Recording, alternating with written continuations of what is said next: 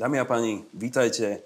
Naším hosťom je podpredseda Národnej rady Slovenskej republiky, politológ, filozof, aktuálne aj kandidát na poslanca do Európskeho parlamentu, pán Ľuboš Blaha. Diskutovať budeme o jeho postojoch k vojne na Ukrajine, regulácii mimovládnych organizácií, skepticizmu voči Európskej únii a neopomenieme ani aktuálnu tému hrozného činu atentátu na premiéra Slovenskej republiky Roberta Fica. Pán Blaha, dobrý deň. Ďakujem pekne. Na úvod, keďže ja som spomínal, že teda kandidujete do Európskeho parlamentu, ja by som sa opýtal, ktoré sú vaše kľúčové témy, ktoré by mali byť možno že v centre pozornosti vašich a celkovo teda slovenských ľavicových a nielen ľavicových voličov. Viete, my sme veľa rozprávali aj s Robertom Ficom o tom, že aká by mala byť tá kľúčová priorita a kľúčová téma do týchto európskych volieb a vyšlo nám z toho úplne jednoznačne mier. Čiže aj tá kampaň potom prebieha týmto spôsobom. My sme za mier v Európe a cítime, že ani ľudia na Slovensku jednoducho nechcú vojnu proti Rusku a máme veľké obavy, keď počúvame prezidenta Macrona, ktorý chce posielať vojakov na Ukrajinu. Teraz dokonca Nemci vymýšľajú, že by na naše územie dali nejaké rakety, aby útočili na Rusko a podobne. Toto sú veci, ktoré my musíme striktne odmietať a zabraniť akýmkoľvek úvahám o tom, že by sme sa vtiahli do vojny proti Rusku. Jednoducho odmietame posielať zbrane na Ukrajinu, odmietame posielať vojakov na Ukrajinu, chceme mierové riešenia, chceme dialog s Ruskom. Toto sú naše základné parametre. A samozrejme, že tam máme ďalšie veľmi dôležité témy, ako je obhajoba národnej suverenity. Tam je to veľmi neslávne právo alebo zrušenie práva veta, po ktorom volajú niektorí progresívni politici a aj naši slovenskí progresívci v Európskej únii, čo by znamenalo, že by sme nemohli zablokovať rozhodnutie Európskej únie, aj keby šlo proti našim strategickým záujmom. A tam naozaj je niekoľko oblastí, ako je zahraničná politika, bezpečnosť a podobne, kde by malo určite ostať právo veta. Potom je to samozrejme to pretlačanie tej kultúrnej progresívnej agendy z Európskej únie a od západu, či už je to tá LGBTI problematika, alebo rôzne dúhové témy, ja neviem, 3 záchody kvôli transexuálom a podobne. To sú všetko nezmysly, ktoré jednoducho do slovenskej tradičnej spoločnosti nepatria. A my máme právo rozhodnúť sa, či také niečo chceme alebo nie a nemôže nám to vnúcovať z Bruselu. Potom je to samozrejme sociálna Európa. Sme ľavičiari, chceme, aby sme pomáhali našim farmárom, pracujúcim ľuďom. Tam je veľmi dôležité, aby sme vedeli využívať kohezné fondy, aby sme vedeli využívať štrukturálne fondy. A tu je naozaj paradoxné, že strana Progresívne Slovensko lobuje v Bruseli za to, aby nám tieto európske peniaze netiekli. Čiže to sú veľmi kľúčové témy, ale keď sa pýtate na tú jednu dôležitú, najdôležitejšiu, tak je to určite mier. A v tom sme naozaj najsilnejší, lebo tie naše vzťahy vo vzťahu k východu, to znamená aj k ruskému národu, ktorý nás oslobodil v druhej svetovej vojne, a my si to veľmi s úctou pripomíname, sú naozaj určite lepšie, ako to je v prípade iných strán a chceme toto zdôrazňovať, pretože iná cesta k prosperite ako cesta mieru na Slovensku nevedie. Keď ste spomínali to, že by mali byť teda umiestnené nejaké nemecké rakety, ktoré by mali útočiť na Rusko, naozaj sa dostávame do takej situácie, keď by mali ľudia mať pocit, že môže dôjsť k tomu, že by došlo k nejakému stretu aj na území Slovenskej republiky? Ono to je skoro taká salamová metóda. Viete, taká postupná cesta k eskalácii. Ja si pamätám ešte pred nejakými rokmi, kedy sme hovorili, že no však oni chcú, tá naša vláda vtedajšia, ten Náď, ten Korčok, ktorý tam tedy sedel a ďalší, poslať tú S-300 na Ukrajinu. A všetci hovorili, nie, oni strašia. A nakoniec si ju poslali. Chceli poslať tie stíhačky na Ukrajinu, dokonca protiústavne, ale tvrdili, že nie, nič také a bum, spravili to. Čiže ja sa obávam toho, že my upozorňujeme na mnohé výroky a mnohé tie iniciatívy, či už zo strany Ameriky, alebo Francúzska aktuálne, alebo Nemecka, ktoré sú zatiaľ v takej podobe plánov a úvah a návrhov, ale to neznamená, že sa to nezrealizuje. A my musíme teraz kričať, lebo keď už tam pošlú tých vojakov na ten front na Ukrajinu, a keď dokonca budú chcieť našich vojakov posielať, tak to bude obrovská eskalácia. My samozrejme s týmto nebudeme nikdy súhlasiť. Ale stačí, keď tam pôjdu francúzski vojaci. Už ste počuli ruskú reakciu. Vraj budú mimoriadne tvrdo reagovať. Čo z toho vyplýva? Môže z tohto nakoniec celého vzniknúť nakoniec jadrový spor. Že budeme s jadrovou veľmocou, s Ruskou federáciou ako teraz bojovať. To chceme, aby sme tu ohrozovali život našich detí, našich rodín. Prepáčte, ja mám 3 malé deti. Mne sa teraz narodil pred pár mesiacmi Jonáško a teraz chápete, že ako otec, ako človek, ktorý má vlastnú rodinu, nedopustím za žiadnych okolností, aby sme sa teraz vrhali do nejakej vojny bez ohľadu na to, že nemusíme, a to je tá klasická interpretácia, že no vy ste teraz proruskí. To neznamená, že teraz my musíme súhlasiť so všetkom, čo Ruská federácia hovorí. My iba hovoríme, že tie vzťahy musíme znormalizovať a musíme urobiť všetko preto, aby bol mier. To je naša základná filozofia. Taký bežný občan má predstavu o tom, že ak sa niekto dostane do Európskeho parlamentu, tak v princípe nič neznamená, lebo je jeden z množstva ľudí. Ako keď strana Smer, lebo teraz podľa aktuálnych dnešných prieskumov strana Smer výrazne vedie v nejakých prieskumoch teda do Európskeho parlamentu, ako strana Smer dokáže zabezpečiť, aby tu teda aj ten mier zostal zachovaný z pozície europoslancov? Viete, zaprvé ten prieskum hovorí o tom, že máme tesné vedenie pred progresívnym Slovenskom a v rámci eurovolieb a v tých parlamentných voľbách by sme výrazne zvíťazili. Ale v tých európskych voľbách 8%. Áno. V tých európskych voľbách tam sa držia tí progresívci veľmi vysoko, pretože oni majú veľmi zmobilizovanú takú tú európsky elektorát z tých veľkých miest, mladí ľudia, ktorí si myslia, že Európska únia prináša len to dobré. A my naopak máme ľudí častokrát z regiónov, ktorí vnímajú častokrát európske voľby ako také podružné, že na tom až tak nezáleží. Hej? A z toho možno vyplývajú aj z tej otázky, že čo tam ako ten osamotený hlas alebo tých zopár poslancov zo Slovenska dokáže zavážiť. Ale to je práve ten omyl, že na jednej strane, samozrejme, keby sme to brali iba čisto z hľadiska Európskeho parlamentu, tak máte pravdu. Hlavne, keď ste izolovaní, keď tam ste jeden, a tak môžete akurát tak natáčať videjka, ako to niektorí robia. Hej? A to naozaj nemá žiaden vplyv. Ale pokiaľ ste súčasťou širšieho celku vlády Roberta Fica, ktorá má svoj hlas v Rade Európskej únie a tam už dokáže niektoré veci oveľa efektívnejšie blokovať. Robert Fico chodí ako premiér na Európsku radu. To je ďalší orgán, kde dokáže veľmi jasne prehovoriť. A v tej chvíli, keď koordinujete tie kroky aj s Európskym parlamentom, navyše my máme veľmi dobré kontakty aj v zahraničí a vieme nejakým spôsobom sa zosieťovať, či už so stranami, ktoré sú ľavicové alebo vlastenecké, tak už ten tlak viete vyvíjať. Ale opakujem, bez toho, aby ste neboli predĺženou rukou vlády Roberta Fica, to nejde. A my tam ideme s tým, že chceme pomáhať Slovensku, chceme pomáhať slovenskej vláde a to môže byť naozaj len v súčinnosti s vládou Roberta Fica. Čiže preto aj to heslo, ktoré momentálne razíme a potom atentáte je na mieste, lebo to, čo sa stalo, je fakt príšerné. Ja som rád, že sa k tomu budeme ešte vracať. Za Roberta Fica. Naozaj, my tam ideme za Roberta Fica a za vládu, ktorú on vedie, aby sme bojovali za slovenské záujmy. A práve tom je tá naša sila v tom Európskom parlamente. A to je tá slabosť tých strán, ktoré sú naozaj izolované. Aj keď majú možno niektoré názory podobné, ako má strana Smer, nepresadia nič. My tam potrebujeme presne ľudí zo strany Smer, Slovenská sociálna demokracia. Inak to nejde. Na východnom Slovensku, ale ja mám pocit, že teda nielen na východnom Slovensku sa ukazuje taký trend zvyšovania skepticizmu voči Európskej únii. Prečo by takíto voliči, ktorí už sa takto k tomu stávajú, by mali prísť voliť vôbec? Ja chodím po celom Slovensku, pán redaktor, a presne ako vravíte. Je to aj na východe, je to aj stred Slovenska, je to na severe Slovenska, po všetkých slovenských regiónoch. Teraz som bol nedávno vo Zvolenie a sa ma pýtala pani, postavila sa s veľmi správnou otázkou. Ja som pred 20 rokmi hovorila, plne podporovala členstvo Slovenska v Európskej únii, bola som v referende, verila som, že pôjde o dobrý projekt ekonomickej spolupráce, sociálnej pomoci a tak ďalej. A dneska zrazu rieši sa tam dlhová agenda, vojna proti Rusku, Green Deal, ktorý nám oslabuje ekonomiku a tak ďalej. Všetky tie témy nás ako keby nejak dostávajú do úplne inej planéty, že sme sa ako keby ocitli úplne v inom svete. Tá Európska únia sa strašidelne zmenila. A preto sú tí ľudia čoraz kritickejší. To je pochopiteľné. A práve preto si myslím, že oni musia prísť k tým voľbám, aby konečne v Európe zaznel hlas, ktorý oni cítia. Lebo doteraz tam zaznievali hlasy progresívcov, ale pokiaľ chcú, aby sa tá Európska únia zmenila, tak tam musia pre Boha voliť ľudí, ktorí budú bojovať za to Slovensko, za tie naše záujmy, za tie ich názory.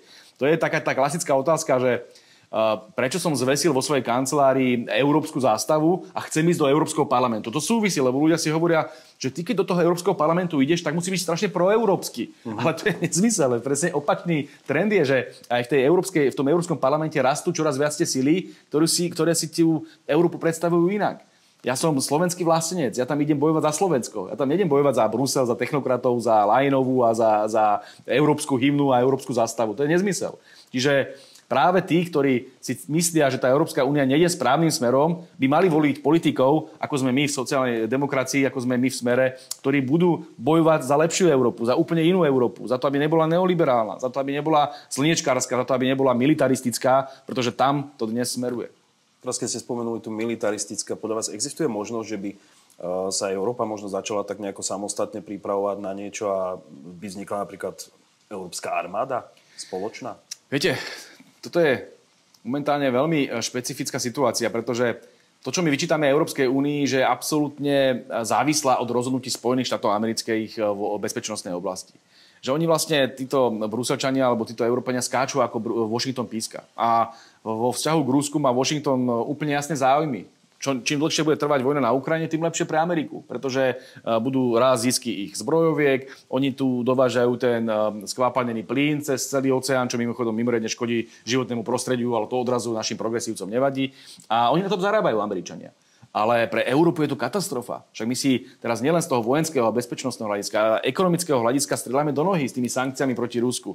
Tým, že sme sa odrezali od lacnejších súrovín zo Ruskej federácie a podobne. Preto ja som presvedčený, že Európa potrebuje autonómnejšiu politiku. Určite áno, ale keď vidíme tie slová a činy, či už prezidenta Macrona, alebo niektorých nemeckých politikov a ďalších, ktorí sú častokrát tak rusofóbne, že sme z toho úplne vydesení, kam tú Európu smerujú, tak teraz hovoriť o nejakej európskej armáde mi príde predčasné, scestné a momentálne naozaj to nie je téma dňa. Ale to, že sa musíme nejakým spôsobom osamostatniť od amerických vplyvov, to je definitívne pravda a musíme pracovať ale na mierovej politike a nie, ako presne Robert Fico vždy hovoril, nie len o tom máme rozprávať v tých európskych radách, že vojna, vojna a vojna. Už konečne začnite hovoriť, kolegovia v Európe, o miery, lebo to je naša jediná budúcnosť. Čiže vy nie ste za nejaký rozpad Európskej únie, ale za to, aby to fungovalo inak. A pochopiteľne, to je ďalšia vec, ktorú aj teraz pretlačali Progresívne Slovensko, to má v kampani. Ja sa čudujem aj pánovi Odorovi a ďalším, že oni sa hrajú na tých serióznych, na tých, ktorí nešíria dezinformácie a podobne a potom majú kampaň, že zachránime nás pred vystúpením z Európskej únie. Však žiadna strana, to im dokonca Sulík odchádzal, čo je ich kolega zo Sasky, však žiadna strana relevantná nemá v programe vystúpenie z Európskej únie, ani Republika to nemá v programe. Tak kto ide vystupovať? A potom Odor, že no ale však nás môžu akože vyhodiť. Nemôžu. Podľa Lisabonskej zmluvy nás nemôžu vyhodiť z Európskej únie. To znamená, že ani to nikto nechce z relevantných strán, ani oni to nemôžu urobiť. Tak o akom vystupovaní z Európskej únie sa bavíme? To je naozaj hoax. Ja sa čudujem, opakujem Progresívnemu Slovensku, že na tomto strašení ľudí postavili svoju kampaň. Poďme sa normálne baviť o tom, ako má vyzerať tá Európska únia. My ju nechceme ako progresívci. Oni chcú mať superštát, kde nebude právo veta, kde tam budú tie kultúrno-liberálne hodnoty, tie progresivistické dúhové témy a budeme bojovať a vojnu viesť s Ruskom. Toto je ich predstava. No a naša predstava je iná. Chceme normálne mierovú sociálnu Európu, ktorá bude Európou národov, kde bude dodržiavaná tá národná suverenita, naše vlastné tradičné hodnoty a takúto Európu chceme presadiť. Slovenský ľavicový volič má teraz v prípade eurovolieb na výber v princípe z dvoch takých relevantných možností, teda Smer a druhá možnosť je Hlas. Prečo by si mal zvoliť práve Smer a nie teda Hlas, podľa vás? Plus dodatok ešte mám k tomu, ako by ste opísali to rozlíšenie, ktoré používal práve strana Smer, že strana Smer je teda rustikálna ľavica, národná ľavica versus Hlas, ktorá bola označená za bruselskú ľavicu. Čo to znamená? Hlas nie je národná, alebo je... Ja teraz nebudem ani nejakým spôsobom mentorovať kolegov z Hlasu. Sme v jednej koalícii, ani by to asi nebolo teraz korektné. Ja môžem len za nás povedať, že áno, my sme vlastenecká ľavica, to znamená tá ľavica, ktorá ďaleko viac sa sústreďuje na tie slovenské témy, na tie chlebové témy, na tie sociálno-ekonomické témy. A sme možno aj v mnohých vyjadreniach ďaleko kritickejší voči Európskej únii a voči tomu bruselskému establishmentu. Zároveň ponúkame aj iný štýl politiky. Ten štýl politiky Hlasu je taký uhladenejší, taký zmierlivejší, taký centristickejší, kdežto ako vidíte, my sme takí vyhranenejší, vieme za veci zabojovať. Ten Robert Fico je naozaj bojovník a ja sa takisto rátam medzi ľavicových bojovníkov a ja som presvedčený, že momentálne v tej Európskej únii potrebujeme bojovníkov. Tak ako keď proti vám chrlia špinu a príjmajú protislovenské rezolúcie, ako to urobili progresívci pred niekoľkými mesiacmi v Európskom parlamente, no tak tam nemôžete mať nejakého analytika, ktorý tam sedí v kútiku a tam si píše poznámky. Tam musíte mať človeka, ktorý zaburáca a povie ten hlas za to Slovensko. A to práve kolegovia z Hlasu možno to dokážu. Ja teraz nechcem hovoriť, ja mám napríklad výborné vzťahy aj s Braňom Becíkom, aj s Braňom Ondrušom. Čiže nech sa páči, ale keď si pozrieme tú kandidátku strany Smer, tak my tam máme naozaj ľudí z vedenia strany. Akože ja som podpredseda strany, Erik Kaliňák je podpredseda strany, máme tam Juditu Lašakovú, ktorá je výrazná osobnosť v oblasti alternatívy. Takisto tam je dlhoročne poslankyňa Monika Beňová, Katka Neveďalová. Čiže my tam máme zároveň skúsenosti z tej európskej agendy. Ja som bol 8 rokov predsedom Európskeho výboru. Naozaj som o tej Európskej únii viem všetko. Píšem o tom knižky, píšem o tom štúdie. Všetci z nás sa zaoberajú touto agendou a zároveň vieme zabojovať. A máme aj vplyv. To je veľmi dôležité, lebo vy musíte opakujem mať vplyv na tú vládu a vplyv na predsedu vlády Roberta Fica, aby ste vedeli koordinovať tie kroky, aby ste neboli len osamotený, izolovaný hlas, ktorý si natáča videjka, ako to je v prípade niektorých poslancov. Takže opakujem, tá voľba strany Smer je najrozumnejšia. A nechcem tým nejakým spôsobom umenčovať teda aktivity strany Hlas, nech sa páči, sú takisto sociálno-demokratickou stranou, sú to naši partneri, ale treba si povedať, že v tie voľby na Slovensku čisto z hľadiska zdravého rozumu môžu vyhrať len dve strany. Buď to bude Smer, alebo Progresívne Slovensko. To je zjavné z každého prieskumu. A každý hlas, ktorý ide mimo tomu Smeru, tak de facto pomáha vyhrať Progresívnemu Slovensku. A preto si myslím, že aké ľudia naozaj chcú, aby Progresívne Slovensko nevyhralo voľby, eurovoľby, lebo to by bolo psychologicky strašne dôležité. Oni by to potom prezentovali, že no vidíte, už ideme konečne poražať tú vládu a podobne. Toto nesmieme dopustiť. A preto si myslím, že tá voľba strany Smer, Slovenská sociálna demokracia je z hľadiska slovenských záujmov mimoriadne dôležitá. Teraz sa dostaneme pomaličky k médiám, k nejakej mediálnej otázke. Často kritizujete liberálne médiá za ich postoj voči vám. Nakoniec sme to písali my v Košice dnes. Najprv by som chcela teda od vás možno vysvetlené, že čo vnímate vy pod pojmom liberálne médium. A k tomu ešte otázka B, ak môžem, tak že či je pravdou, že naozaj na Slovensku existujú médiá, ktoré majú vlastnícku štruktúru alebo sú financované zo zahraničia. Či to vnímate ako problém? Ja som o mediálnej problematike napísal aj niekoľko odborných kníh, napríklad Matrix kapitalizmu, kde som sa opieral najmä o štúdie Noama Chomskyho, amerického filozofa, ktorý to krásne analyzoval, ako tie vlastnícke štruktúry ovplyvňujú potom ten mediálny výstup. Že keď jednoducho máte, denník N, ktorý zakladali milionári z ESETu, ktorí majú veľmi veľký majetok a veľmi neoliberálne hodnoty, no tak logicky aj ten denník asi kupovali z nejakého dôvodu a že tam nejaké tie výstupy potom budú tieto neoliberálne, progresivistické a veľmi podobné tomu, čo chce Progresívne Slovensko, ktoré mimochodom tiež financovali títo istí milionári. Čiže to prepletenie je zjavné. Smečko je, spoluvlastníkom Smečka je nejaký fond Georgea Sorosa, čiže tam takisto asi nemusíme byť profesormi politológie, aby sme si domysleli, aké vplyvy tam budú. Ten Soros má veľmi zjavné neoliberálne, progresivistické názory. On o tom písal knihy. Tam už úplne zjavné, že on je zastanca migrácie, že je zastanca tých farebných revolúcií v tých postkomunistických krajinách. A mohol by som pokračovať. Čiže aj tam je to názorové vymedzenie úplne jasné. A takto by som mohol pokračovať. Tie médiá sú jednoducho vlastnené veľmi bohatými ľuďmi a potom tie názory pochopiteľne nebudú ľavicové v tom ekonomickom zmysle slova, ktorý my presadzujeme. Asi Smečko a denník N nebude zaujímať bežný pracujúci človek alebo bežný senior alebo nejaký človečík, ktorý pracuje na svojom poli niekde v regióne. Ich zaujímajú tie zbohatlícke decká z tých miest, ktoré majú tie liberálne hodnoty, cestujú si a chcú proste zo všetkého najviac, aby mali homosexuáli alebo transsexuáli tretí záchod. Hej. Toto sú témy pre nejakého toho relatívne zámožného človeka z vyššej strednej vrstvy z Bratislavy. Ale toto nie sú hodnoty bežného človeka na Slovensku.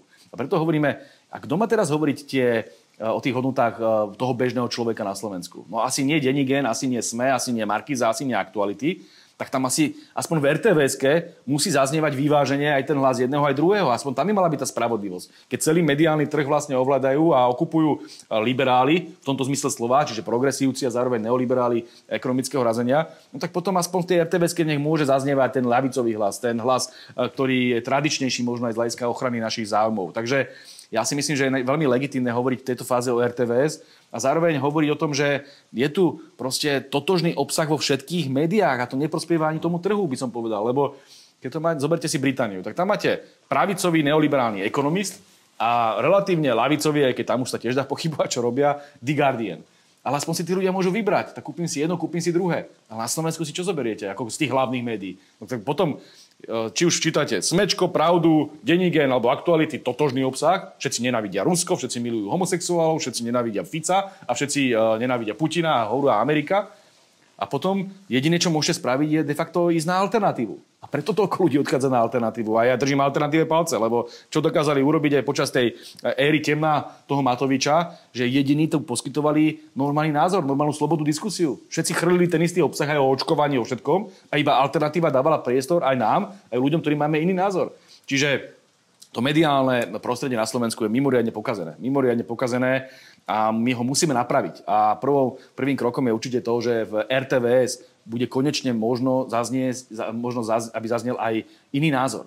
Aby sme sa nedostávali do situácií, že redaktor Havran, mimochodom redaktor denníka SME, si do relácií o geopolitike zavolá 4 rusofóbov a baví sa s nimi o tom, aké je zlé Rusko. A A teraz zhodou okolností jeden povie, že Rusko je zlé, druhý povie, že je ešte horšie, tretí, že je ešte horšie, a štvrtý povie, že najhoršie. A toto je diskusia na Slovensku o nejakých vážnych problémov, hej? Však chceme tam mať asi jeden názor, druhý názor, polemiku, kultivovanú, a to bude asi, o tom je asi verejnoprávnosť. A nie, že tam bude Šebej, ja neviem, Demeš, Butora a Káčer a budú sa tam potlapkávať do lepšie hovory. A Havran s nimi, lebo ten má ten istý názor ako oni. To je úplne absurdné. Preto to mediálne prostredie, a písal o tom veľmi krásne aj Noam Chomsky, že toto tu funguje celé roky, celé 10 ročia, že tie prokapitalistické hodnoty sa v tých médiách samozrejme forsírujú, lebo ich niekto vlastní.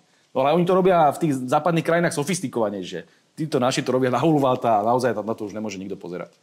Áno, tak na konci dňa veď videli sme aj, ako vyzerala tá volebná mapa, že Bratislava, už aj Košice sa k tomu pridali, že vlastne boli modré, ostatok Slovenska bol červený. A ono to tam vychádza vlastne z tej Maslovej pyramídy nejakých základných potrieb, kde už sú saturované tie základné potreby, tak tam sa ľudia zaujímajú o rôzne veci, ktoré ani nie sú možno také dôležité. A ostatok. Ešte jedno by som doplnil, lebo áno, toto je argument, ktorý často používam aj ja vo svojich knihách, že áno, pokiaľ už máte naplnené základné potreby, tak potom riešite postmaterialistické hodnoty a preto častokrát aj na tých západných metropolách si tí ľudia riešia tieto kultúrne menšinové témy, lebo keď máš príjem 3,5 tisíc, tak už neriešiš asi otázku chudoby. Ale na Slovensku je stále otázka chudoby, sociálnej nerovnosti a nezamestnanosti mimoriadne silná. Tie tradičné ľavicové ekonomické témy. Ale ešte druhý je tam motív.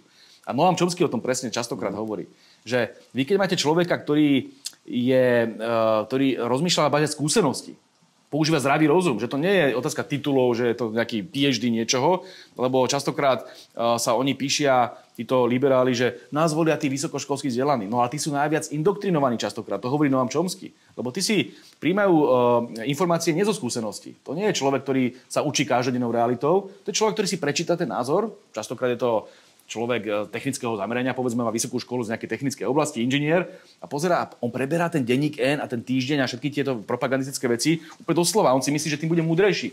Že áno, tak to oni by neklamali predsa, hej? A tam na nich chrlia tú propagandu, oni ich preberajú, to sú tí najviac indoktrinovaní ľudia, ale ten bežný človek ten nie. Ten si povie, že halo, oni tam rozprávajú, že to Rusko je za všetko môže Rusko, však nás oslobodili pre Boha z druhej svetovej vojne. Však aj tá Ukrajina niečo zle urobila, nie? Aj tí Američania majú nejaké záujmy, nie? A ten bežný človek má viac zdravého rozumu a práve takíto ľudia žijú v tých regiónoch. Práve takíto ľudia, ktorí nie sú takí tí intelektuálski snoby z tých bratislavských kaviarní a práve tu je ten zásadný rozdiel. Čiže nie je to otázka iba toho triedneho nastavenia, čo by bola tá prvá oblasť, že hádam bežný chudobný človek nebude riešiť ako prvé transsexuálne záchody, ale je to aj otázka kognície. To znamená, že akým spôsobom nazeráte na tú realitu. Pokiaľ to robíte iba tým spôsobom, že sa spoliehate na čistý intelekt a potom preberáte tú propagandu týchto bratislavských rádoby elít, no tak potom dopadnete tak, že budete fanaticky voliť progresívne Slovensko a možno dopadnete nakoniec tak, že budete z tej šírej nenávisti chcieť zabiť predsedu vlády Slovenskej republiky, lebo má iný názor. Ale pokiaľ preberáte poznatky o svete z hľadiska zdravého rozumu a z hľadiska praxe, tak takéto niečo robiť nikdy nebudete. A preto regióny stoja za nami a regióny nikdy nebudú tieto neoliberálne agendy preberať bez kritiky a bez toho, že by nad tým rozmýšľali. To nie. Nedávno v Kyrgyzsku prijali zákon, už ste o tom počuli, ktorý je inšpirovaný podobným ruským zákonom a vyžaduje, aby sa všetky mimovládne organizácie prijímajúce zahraničné financie registrovali ako cudzie subjekty a poskytovali podrobné správy o svojich aktivitách. Cieľom tohto zákona je podľa vlády zvýšiť transparentnosť, avšak kritici tvrdia, že je to skutočný zámer teda za tým je, že by mala byť obmedzená činnosť občianskej spoločnosti a umlčanie kritikov vlády. Aký je váš postoj k takémuto riešeniu? Je to podľa vás správne? Neviem, ako to je v Kyrgyzsku, ale viem, že v Gruzínsku bolo takéto niečo ako veľkou témou, takže oni to možno robia viaceré krajiny, ale v Gruzínsku to bola veľká téma a tam dokonca odporcovia tohto zákona išli do ulic a robili tam Majdan. Doslova na tomto postavili ten odpor voči vláde. A pritom ja som presvedčený, že tento zákon, ktorý aj Gruzínci a možno, že aj Kyrgyzi prijali, vlastne iba hovorí o tom, že však prečo nemáme mať aj v tej mimovládnej oblasti viac transparentnosti. Ja som si veľmi pozorne prečítal tú štúdiu Michala Šimečku, predsedu Progresívneho Slovenska, keď bol ešte študentom a napísal štúdiu o farebných revolúciách. A tam kladol dôraz, že tie režimové zmeny dokážete najlepšie urobiť vtedy, keď máte podchytený mimovládny sektor. A ideálom je, pokiaľ ten mimovládny sektor, bez toho to nejde podľa Šimečku v tej štúdii, financujú zahraničné nadácie. Nadácia otvorenej spoločnosti, on spomína aj ďalšie, že vtedy to viete nejakým spôsobom doviesť až k tej majdanizácii tej spoločnosti a k tomu, aby sa zvrhol ten režim, ktorý teda Západu nevyhovuje. A ja som presvedčený, že my na toto musíme upozorňovať, že takéto niečo sa môže stať a preto by mali mať minimálne ľudia informáciu, že áno, povedzme, máme tu Via Juris, tak nech zverejní, odkiaľ dostáva peniaze. A ona dostávala teda dosť veľa peňazí, aj či už je to nadácia otvorenej spoločnosti, veľvyslanectvo Spojených štátov amerických a podobne. Čiže nech to ľudia vedia, lebo tváriť sa, že oni sú nejakí nezávislí, no tak to je také smiešne, lebo mnohí aj tí oligarchovia majú rôzne nadácie a rôzne mimovládky, kde si zaplatia a pomasia brúška nejakým tým intelektuálom, ktorí potom radi rozprávajú to, čo oni potrebujú. Hej. Musíme poznať tie finančné toky. Bez toho to nejde. Tam nie je žiadna istota, že to budú nezávislé nadácie. A keď takýmto spôsobom Európska únia sama hovorí, musíme postupovať voči Rusku a voči Číne, že teda pokiaľ by z Ruska niekto financoval nejakú mimovládku, tak verte tomu, že by ho to okamžite prenasledovala NAKA polícia, alebo keby z Číny takéto niečo robili, tak hneď vlasti zrada a neviem čo. No ale keď takéto niečo sa deje zo strany Spojených štátov amerických, že si tu financujú nejaké mimovládky a tie potom forsírujú ich záujmy, tak prečo by to minimálne nemali ľudia vedieť?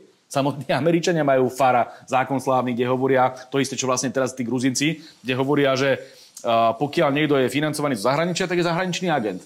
A oni to nemyslia, že je akože špión. To slovo sa ako agent celkovo používa ako nositeľ nejakých hodnôt zo zahraničia. No tak keď to môžu mať Američania, keď to môžu mať Izraelci, keď to môžu mať iné národy, tak prečo by sme to nemohli mať aj my na Slovensku, povedzme. Aj keď samozrejme asi v tej podobe, ako to majú Američania, to nie je možné, lebo také niečo skúsil Viktor Orbán v Maďarsku a zastavil ho Európsky súd, že to zakázal, hej? No tak potom musíme nájsť takú nejakú formu, aby to bolo zároveň v súlade s európskou normou, ale zároveň, aby to bolo dostatočne transparentné, aby jednoducho tie mimovládky sa tu nehrali na to, že ako nejaké, ja neviem, s prepáčením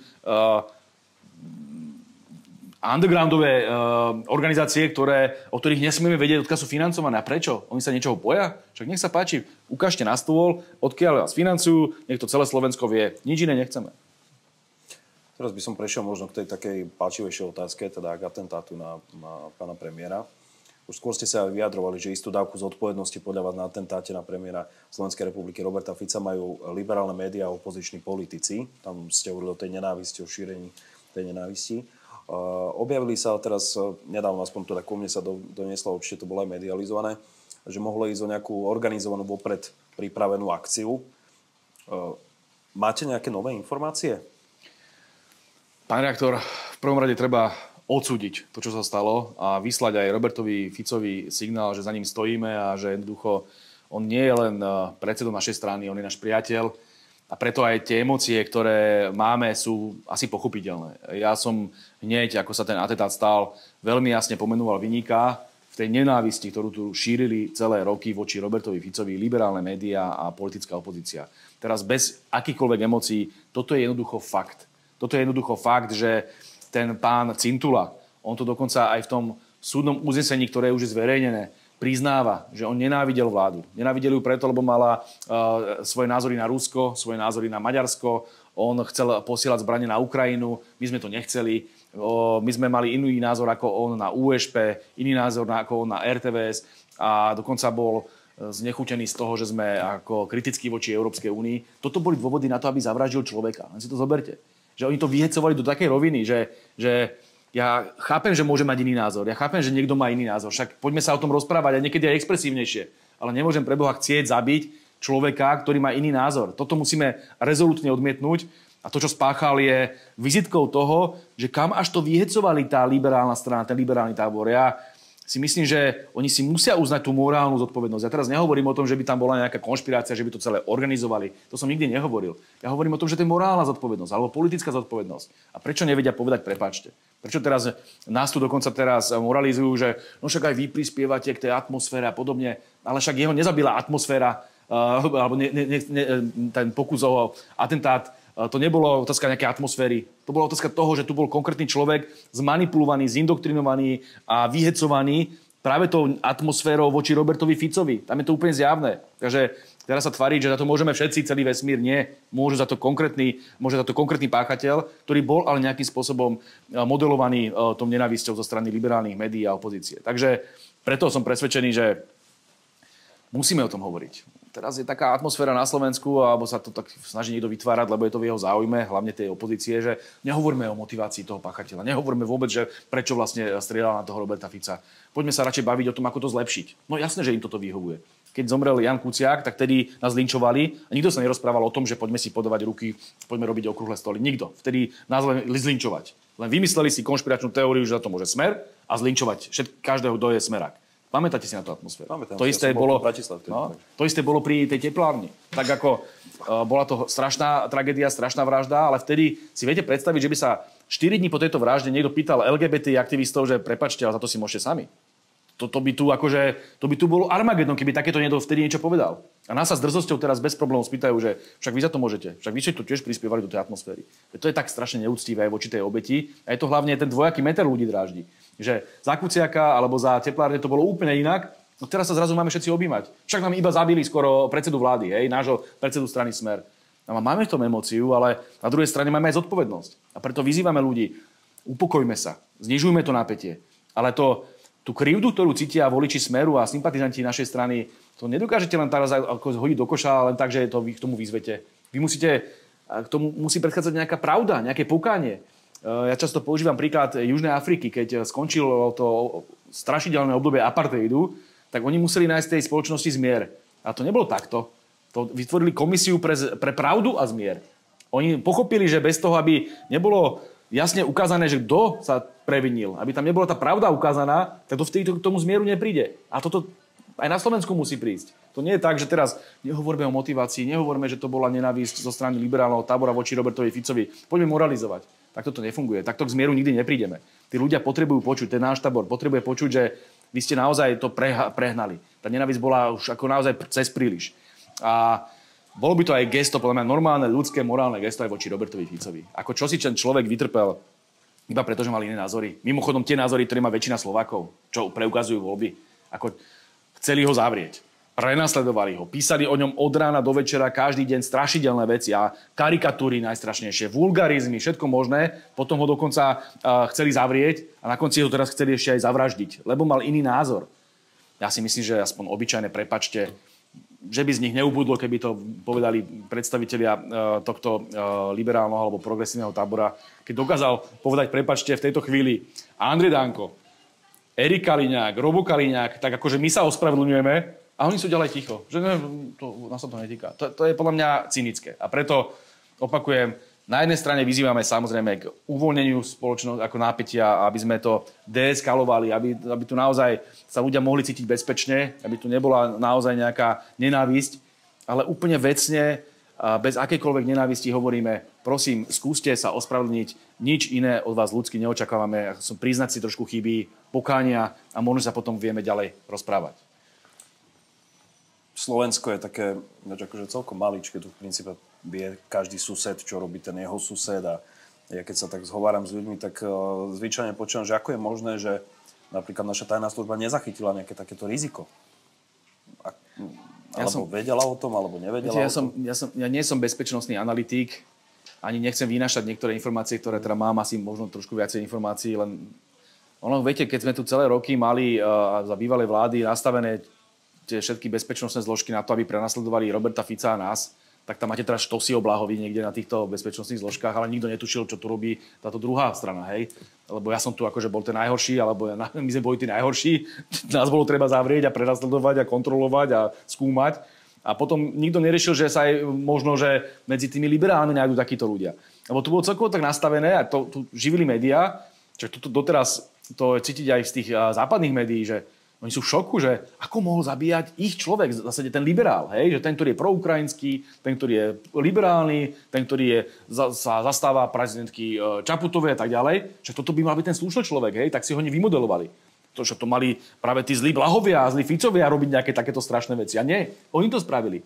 A oni celé roky de facto ignorovali tento tábor, lebo to je ten, akože tí dobrí, a my sme ten extrém, hej? A nás tu strážili, od nás si mysleli, že my sme tí dezoláti, ktorí tu budú robiť nejaké násilie. A presný opak sa stal. A to je zjavné, lebo my sme vždy hovorili, ľudia na Slovensku, ktorí nás volia, nie sú agresívni. Oni majú len naozaj cítia krivdu, že tu je hrozná nespravodlivosť, ale nie sú agresívni. A práve naopak tá agresia je práve medzi ľuďmi, ktorí majú pocit, že majú patent na pravdu. Že každý iný názor je vlastne ohrozenie ich vlastnej identity. Ten človečík, ten Cintula si určite myslel, že zachraňuje Slovensko, lebo keď od rána do večera píšu, že monštrum Fico, monštrum Smer a poďme zachrániť Slovensko, lebo ho uniesli a podobne, no tak ten človek tomu uveril. Lebo bol psychicky labilný zjavne a nejakým spôsobom si to takto zmotnil. Takže preto ja nebudem nejakým spôsobom ani vynášať, ani špekulovať o bezpečnostných parametroch toho celého.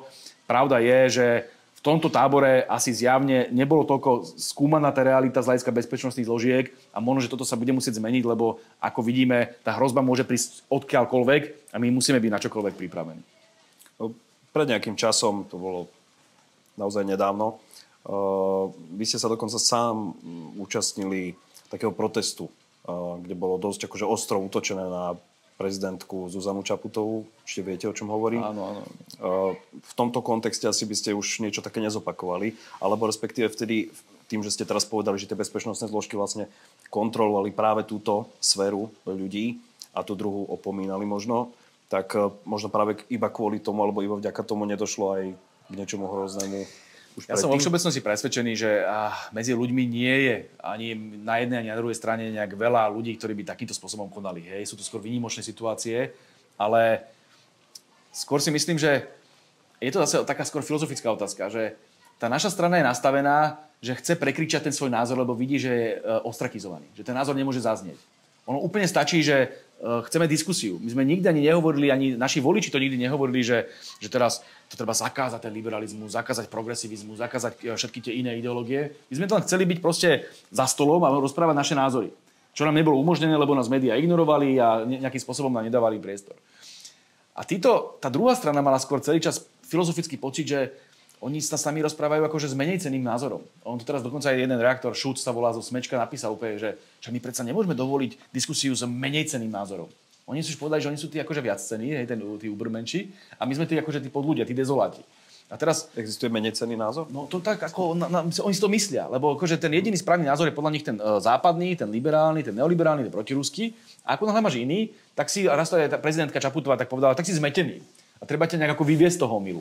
A oni teraz takto sú nastavení, to je inak ako psychologicky je to náročné, lebo vy ste vlastne nastavení, že máte pravdu a že vy všetkých ostatných musíte len nejakým spôsobom preunačiť na tú pravdu. A či to urobíte násilne, nenásilne, to je úplne jedno. Vy ste takýto pocit mali kedysi aj, keď chodili tí misionári do tej Latinskej Ameriky z tých, v tom novoveku, z tých kresťanských krajín, z tých európskych. A oni tam jednoducho vyhubili celé tie indiánske kmene, lebo nemali ten názor. Alebo ich presviečali, alebo sa museli jednoducho nejakým spôsobom zlomiť, lebo oni boli akože tie necivilizované bytosti, hej, a my sme ich ako došli naprávať. A oni majú teraz tento istý pocit. A s týmto pocitom, keď potom idete do politiky, tak to môže dopadnúť. A my sme tento pocit nikdy nemali. Preto aj keď sa hovorí, že my sme používali expresívnejšie výrazy, a vy ste spomínali, povedzme tu Nitru a tak ďalej.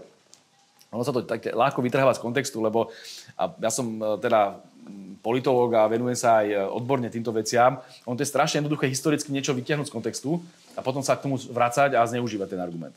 Zoberte si, že ten meeting bol deň predtým, alebo 2 dní predtým, než bolo hlasovanie v parlamente o tom, že majú vydať Roberta Fica do väzby. Čiže emócie boli vybičované. Tí ľudia boli naozaj vybičovaní. To bolo chvíľku po tom, čo začal konflikt na Ukrajine. A to, čo som si zažíval ja niekoľko týždňov a mesiacov, jak mi tu kričali slnečkári pod oknom, ako vylez, zabijeme ti rodinu a podobne, to vtedy nikto neriešil. Išiel som na políciu, poslali ma s tým preč, že som politik, zvykajte si. Dneska som zvedavý, či by takto isto reagovali. A asi 3 týždne predtým bola normálne, že nejaký koncert za Ukrajinu v Žiline a tam ten spevák vrieskal, dokonca to video teraz aj chodí po sieti, že aký sme, to neviem ani povedať, vulgárne výrazy, že smeráci sú takí, onakí a ešte vulgárny výraz a ten Bláha a vulgárny výraz, ja to nemôžem replikovať, lebo sa to proste jednoducho nesmie. A teraz v tejto celkovej atmosfére ja som iba chcel, aby ľudia povedali, že Čaputová je americká agentka, lebo mi to 3 dní predtým súd zakázal. Zakázal mi hovoriť o nej ako, že je agentka. Tak ako mal som mať viacero meetingov a všade som hovoril, ľudia, tak teraz vidíte, berú nám slobodu slova, ja to nemôžem povedať, tak to povedzte za mňa, Čaputová je. A všetci vždy kričali agentka. A zrovna na tom proteste v tej Nitre zase tí ľudia zakričali agentka, ale bola tam hrstka ľudí, o tom sme si ani nevedeli, lebo museli byť pri kamerách, lebo potom to bolo počuť na tom zázname, ale my sme to tam hore nepočuli. Sme počuli práve to agentka a tak ďalej, ten výrvar. A teraz oni tam vykrikli, zopár asi boli nejakí, možno že podgúražení, možno že nahnevaní v tej atmosfére, akej sme boli, vykrikli ten vulgarizmus. My sme to zápätie odsudili Ale už z toho išlo samozrejme halo. Už teraz akože ja som vraj hecoval, dáva by kričal vulgarizmus. Čo nie je pravda, ja som naozaj kričal, aby hecoval, dáva by vykrikli agentka. A teraz tohto oni robia, že my sme nejakým spôsobom tu vytvárali nenávistnú atmosféru. Ale toto nie je pravda. Opakujem, že keď si zoberiete celý ten kontext, ten historický kontext, ako sa to odohrávalo, ako sme boli perzekúvaní, akým spôsobom oni šírili nenávisť voči nám. A jediné, čo sme si dovolili, je, aby sme povedali o pani prezidentke, že je teda veľmi proamerická a na Slovensku sa používa ten výraz agent. Hej, oni o mne hovoria, že som ruský agent, ja sa kvôli tomu naozaj nechodím vyplakávať na súdy ani nič podobné. A ja mi naopak hovorím, že sú americkí agenti alebo podobne. A teraz oni z tohto robia najväčšiu tragédiu a oni to teraz chcú porovnávať s tým, čo sa stalo Robertovi Ficovi. To je hrozne nefér. Pretože naozaj tou obeťou tej nenávisti sme tu boli my. A len kvôli tomu, že niekoľko ľudí na mítingu to nezvládlo a povedalo nejaký vulgarizmus, čo samozrejme ešte raz chcem odsúdiť a vždy sme sa od toho dištancovali, aj nám to ľúto, tak kvôli tomuto oni z nás robia tých zlých. Je to naozaj nefér. Ešte posledná otázka na záver. Pán Blaha, čo by ste odkázali občanovi, bežnému občanovi, žijúcemu na východe Slovenska, ak by vás požiadal, aby ste mu dali dobrú radu do života? Ja vám poviem úplne úprimne a nechcem teraz nejakým spôsobom vyznieť pateticky, ale ja chodím na východ si pýtať rady. Pretože ja keď žijem v tej Bratislave, to keď môžeme chodiť na mítingy, na stretnutia s ľuďmi, na tie besedy, tak to je normálne balzam na dušu. A teraz nemyslím len východ, ale po celom Slovensku, na severe, v strede aj proste v tých regiónoch. To je tak iná atmosféra, ako je v tej Bratislave. Teda možno, že v Košiciach je to podobné ako v Bratislavi, lebo tiež ste mesto, ale proste v tých menších mestách. Tí ľudia sú tak srdeční, majú toľko zdravého rozumu. To je neuveriteľné. Dojde vám robotník, ktorý nemá žiadne formálne vzdelanie a on vám rozpráva lepšie ako ktorýkoľvek z tých ako radobí politologov, čo chodia do RTVSky, ako ten Štefančík a podobne, nič zlom, hej, ale oni už také floskuly tárajú a ten bežný človek presne to má zrátané, vie, počúva aj tú americkú, aj tú ruskú tlač, aj tú jednu, aj tú druhú stranu, on si to vie poskladať.